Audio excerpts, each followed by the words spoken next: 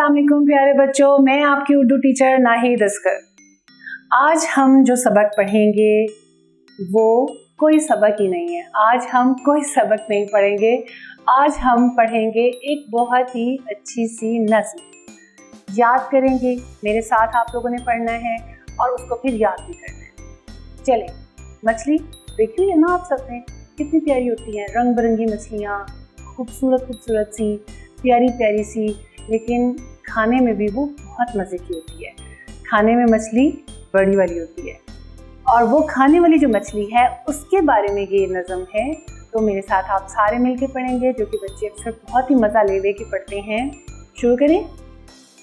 मछली का बच्चा अंडे से निकला, पानी में फिसला, अब्बू ने पकड़ा, भाई ने काटा, अम्मी ने पकाया, बड़ा मजा आया।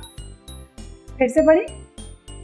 अब आप सब ने मेरे साथ पढ़ना। मछली का बच्चा अंडे से निकला, पानी में फिसला, अब्बू ने पकड़ा, भाई ने काटा, अम्मी ने पकाया, बड़ा मजा आया। कितने मजे की नज़्म थी ये। हमारा आज का सबक बस यही नज़्म थी। आप सब ने इसको ज़बानी याद करना है, मज़े से सारे बहन भाइयों को सुनाना है, क्लास में आके भी सबने सुनाना है, टीचर्स को भी सुनाना है।